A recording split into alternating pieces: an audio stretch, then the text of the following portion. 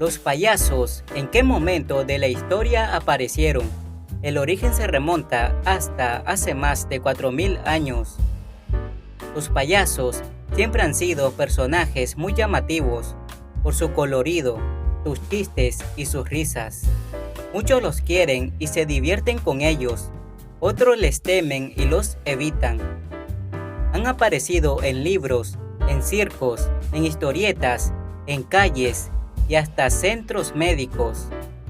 En los últimos años, además, el cine se ha encargado de retratarlos.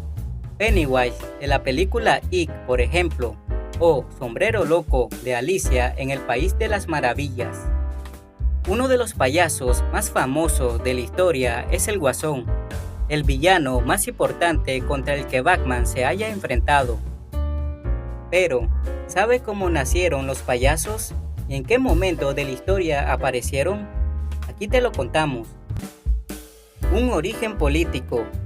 El portal clownplanet.com asegura que los payasos aparecieron por primera vez en Egipto en el año 2500 a.C.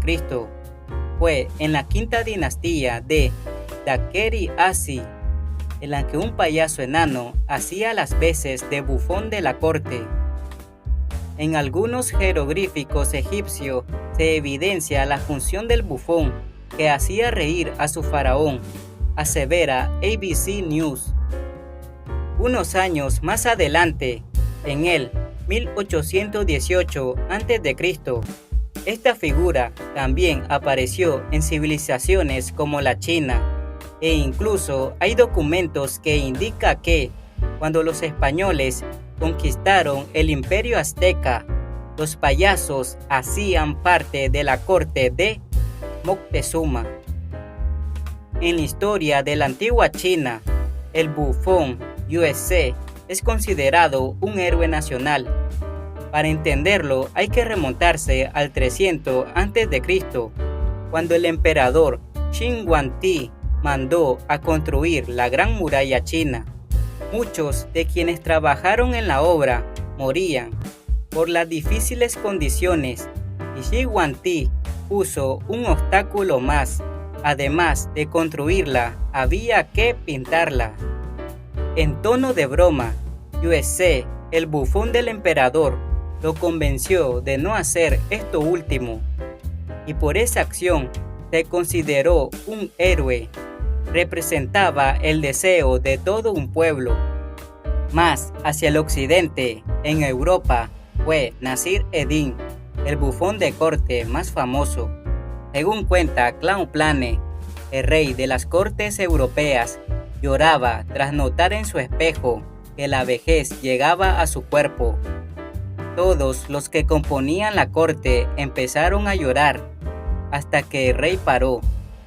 Los presentes también se detuvieron, menos Nasir Eddin. Cuando el rey le preguntó por qué seguía llorando, el bufón respondió que si el rey lloraba al verse al espejo, él lloraba porque le tocaba verlo todo el tiempo. En conclusión, el bufón de corte era el nombre que se le daba al payaso y tenía funciones políticas importantes. En varios casos, era el único de la corte que podía quejarse y criticar las decisiones del rey, además de hacerlo reír. El payaso que conocemos en el siglo XVI, tanto en Italia como en Inglaterra, las obras de teatro empezaron a contar con payasos entre sus personajes. De ahí salen los primeros indicios de un payaso con la cara totalmente pintada de blanco. Fue el mismo William Shakespeare quien utilizó por primera vez la palabra clown, traducción de payaso al inglés. El famoso escritor británico llamó de esa manera a los personajes torpes y chistosos que aparecían en sus obras. El primer payaso de circo. Billy Astley creó lo que se ha considerado el primer circo en Inglaterra en 1768. Fue también el creador de la primera actuación de clown de circo, llamada Billy Boughton. o Taylor's Race to Bradford. El tópico acto estaba basado en la historia de un sastre, un inepto equitador que se dirigía a Bradford a caballo para votar en unas elecciones. Astley imitaba al sastre intentando montar al caballo. Primero tenía tremendas dificultades para montar correctamente y después, cuando finalmente conseguía montarlo, el caballo salía galopando a tal velocidad que lo hacía volar por los aires, cayendo al suelo. Como productor circense, Astley contrató a otros payasos para que hicieran la rutina Billy Bottom, rutina que se convirtió en tradicional en todos los circos durante un siglo. Incluso hoy en los circos modernos existen algunas variaciones de esa rutina con alguien del público intentando montar un caballo. Joseph Grimaldi, 1778-1837, fue exclusivamente un payaso teatral y es considerado el padre del payaso moderno, porque fue el artista que elevó el payaso de cara blanca al papel de protagonista, reemplazando a Alerkin. Grimaldi creció en el teatro y sobresalió en el diseño y elaboración de trucos y efectos especiales. El tipo de producción que interpretaba parecía una viva caricatura del correcaminos de los dibujos animados, en acción con escenas de persecuciones y violencia cómica, con resultados temporales pero extremos. La primera clown de circo mujer, la primera mujer clown de circo americano de la que se tienen datos fue Amelia Butler, la cual representaba una reconocible clown femenina en 1858, cuando estuvo de gira con el espectáculo Nixon Great American Circus and Ken Memon English Circus.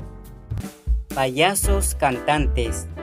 A mediados del siglo XIX, antes de la invención del fonógrafo y la radio, canciones populares eran propagadas por toda América por clowns cantantes, de que vendían hojas con las letras y música de las canciones después del espectáculo.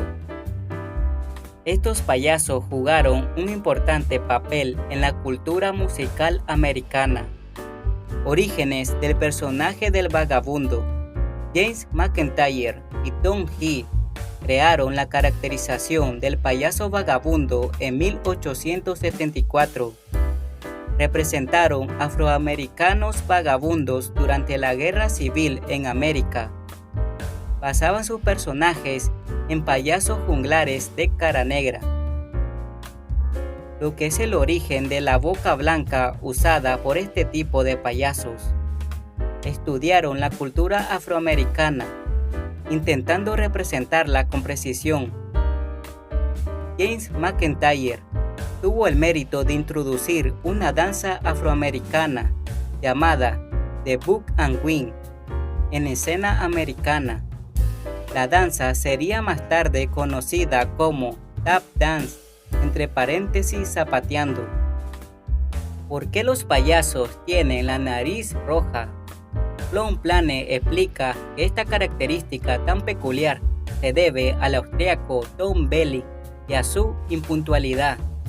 El jefe de Belling se molestaba tanto por su tardanza que no lo dejaba hacer su función. En los camerinos, con un tono burlesco, el artista empezó a imitar a su director y cuando fue descubierto, salió corriendo hacia el escenario huyendo. Al llegar ahí, Belling se tropezó y terminó destruyendo la escenografía que estaba montada. El público estalló de la risa y el director decidió darle un número exclusivo. Para verse diferente al resto, este payaso empezó a utilizar una nariz roja que quedó inmortalizada en la tradición del personaje. De payaso amigable a payaso asesino. La figura del payaso llegó a Estados Unidos en el siglo XIX. Personajes como Bozo y Ronald McDonald eran muy queridos. Según ABC News, el show de Bozo en los años 60 era tan exitoso que las boletas que la gente compraba eran para una función dentro de 10 años, porque todo estaba vendido. Sin embargo, en los 70, John Gacy le dio un aspecto oscuro a los queridos payasos. Se hacía pasar por uno, pero en realidad era un asesino en serie que mató a más de 30 personas después de acosarlas sexualmente. La historia de John Gacy, cuenta ABC News, derivó en que Hollywood empezara a producir películas en las que los payasos aparecían como personajes de terror, asesinos, ladrones, etc. Ahí el concepto cambió para siempre. Hasta el mismo escritor Stephen King, con el libro It, que fue llevado al cine recientemente, hizo parte de esa oleada de contenidos que mostraban a los payasos como figuras de las que debemos cuidarnos. Miedo a los payasos. La caurofobia se define como el miedo irracional a los payasos. Expertos coinciden que el impacto de una mala experiencia con algún payaso durante la infancia puede generar esta fobia. Los payasos siempre llevan maquillajes exagerados y exteriorizan una felicidad permanente. El psicólogo Rami Nader le dijo a ABC News que el hecho de ser personajes ficticios potencian el temor hacia ellos. Muchos años han pasado desde esos días y hoy, al contratar payasos, contratamos profesionales en una de las carreras más difíciles, como lo es el entretenimiento. Si el video te gustó, dale like, suscríbete y activa la campanita para más videos interesantes.